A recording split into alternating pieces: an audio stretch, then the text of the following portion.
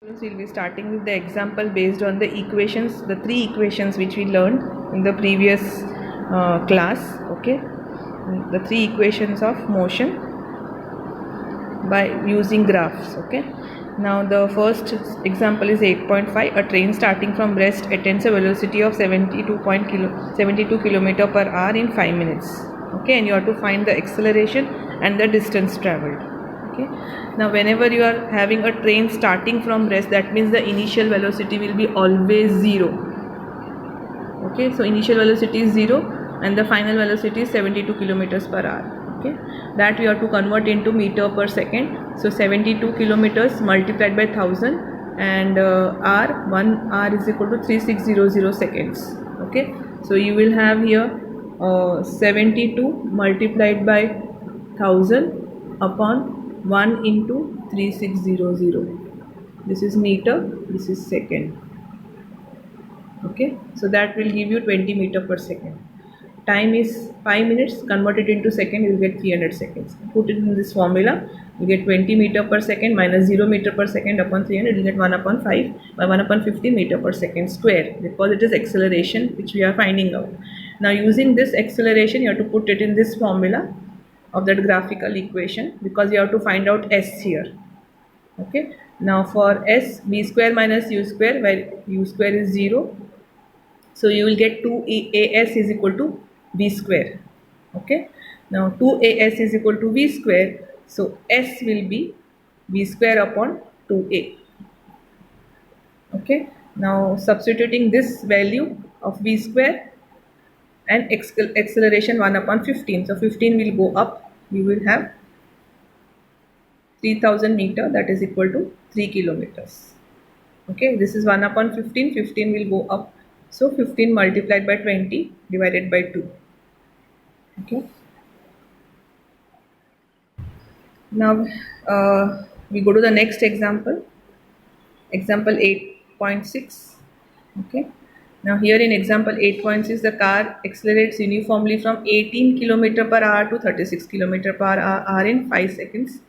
You have to calculate again the acceleration and the distance. Okay, now here we have got u. You have to convert this into meter per second. Using this again, you will get 5 meter per second. 36 km per hour. Again you have to convert. You will get 10 meter per second. Okay, and then you have to put the value in this equation. Putting the value in the equation, 10 minus 5 upon 5, you get 1 meter per second square. That is your acceleration.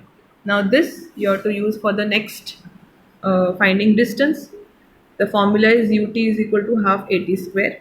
So you have got u 5 meter per second, time 5 seconds, half at is 1 meter per second square, and t square is 5 seconds square. So putting the value, you will get 25 plus 12.5, that is 37 meter per 37 meter, that is the distance covered.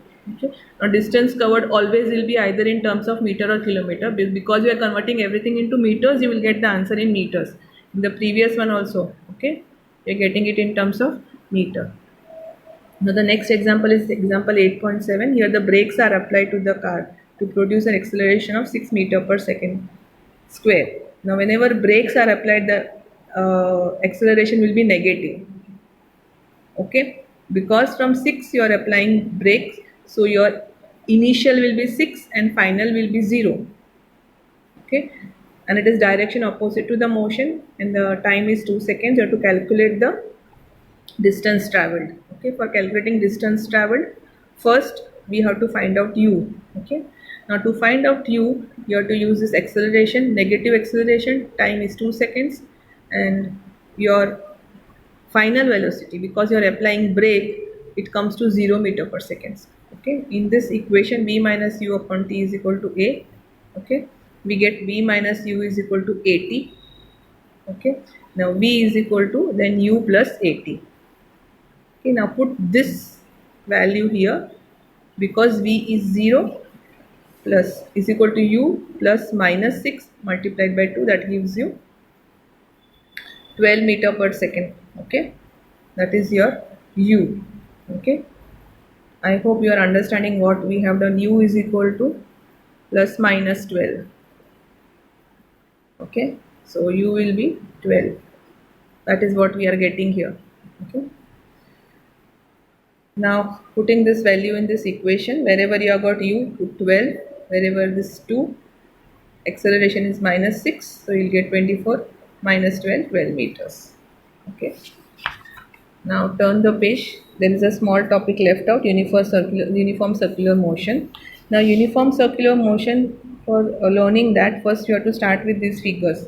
Suppose you have a rectangular track. Now from here, if you are going like this, so every time you go from length to breadth, you change the direction. There are 4 sides, so 4 times your direction changes. For hexagonal track, 6 times your direction changes. For octagonal track, 8 times your direction changes. But if you see from here to here, the more the direction changes, you have a circular shape attaining. So if you see here, the final shape, if you change your direction very often, it will be a circle. Okay.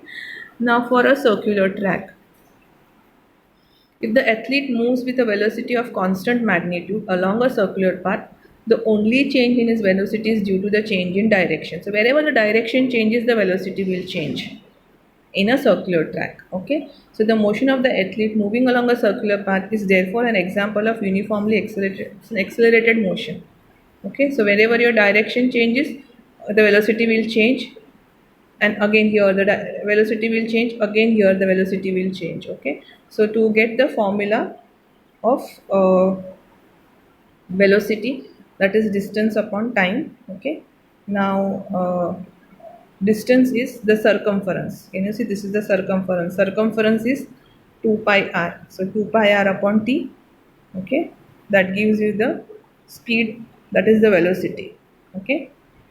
We can't call it as speed actually, because the direction changes here. So speed is a scalar quantity, no direction, while velocity is a vector quantity with direction. Okay. So a object moves in circular path with uniform speed, it is known as uniform circular motion. Okay.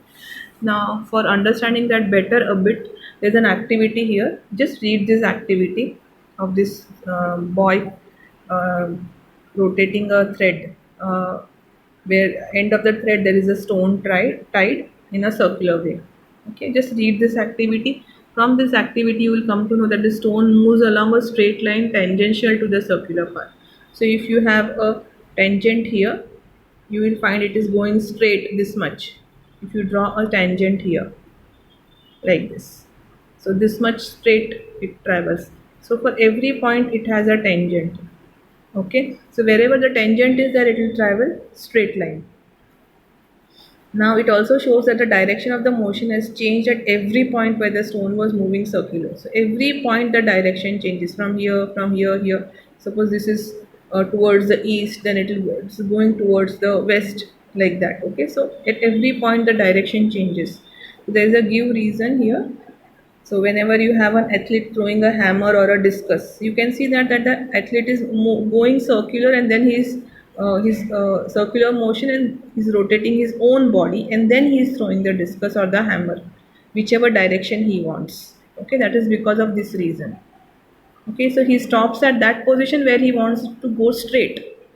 So he revolves himself and then throws it. Now there are many more examples for uniform circular motions, such as the motion of Earth or Moon, a satellite in a circular orbit around the Earth, a cyclist around a circular track with constant speed, so on. Thank you.